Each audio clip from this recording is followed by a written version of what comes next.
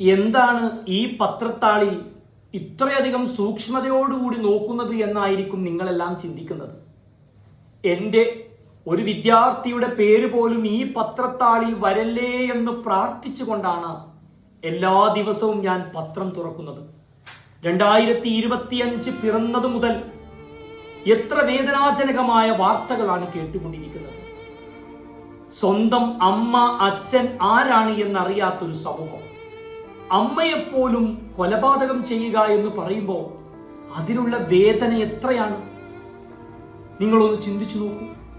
തൊട്ടടുത്ത ദിവസം വരുന്ന വാർത്ത അതിനേക്കാൾ വേദനാജനകം. എന്താണ് സുഹൃത്ത് ബന്ധം?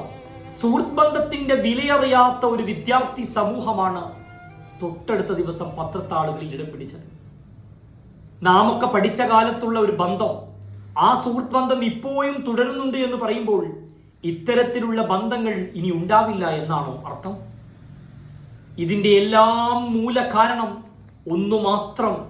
ഞാൻ ആവർത്തിക്കുന്നു, ആവശ്യമില്ലാത്തത് തേടി നടന്നാൽ ആവശ്യമുള്ളതെല്ലാം നഷ്ടമാവും. ആവശ്യമില്ലാത്തത് തേടി നടന്നാൽ ആവശ്യമുള്ളതെല്ലാം നഷ്ടമാകും. അതെ, തീർച്ചയാണ് ലഹരി. അതിനെതിരെ നാം പടപൊരുതിയേ പറ്റൂ. എല്ലാവരുടെയും നിറഞ്ഞ സാന്നിധ്യം ഇതിനെതിരെയുള്ള പടപൊരുതുന്ന ഈ പോരാട്ടത്തിൽ ഉണ്ടായിരിക്കണം. ഈ ലഹരിയെ ആരൊക്കെയാണോ വളർത്തുന്നത് അവർക്കെതിരെ നമ്മൾ ശക്തമായിട്ട് പ്രതികരിക്കണം.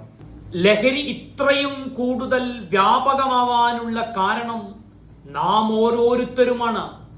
എല്ലാ അധികാരികളും കുറ്റക്കാരാണ്. അധികാരികൾ എന്നതുകൊണ്ട് ഞാൻ ഉദ്ദേശിക്കുന്നത് നാം ഓരോരുത്തരും ഈ സമൂഹം ചെയ്യേണ്ട, ലഹരിക്കെതിരെ ചെയ്യേണ്ട കുറെ കാര്യങ്ങളുണ്ട്.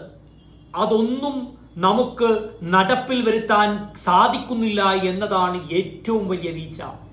വരും ദിവസങ്ങളിൽ നമുക്കതിനായി സാധിക്കണം. എല്ലാവരും ഒരുമിച്ച് നിൽക്കുക. ലഹരിയെ നമുക്ക് തുടച്ചു നീക്കണം.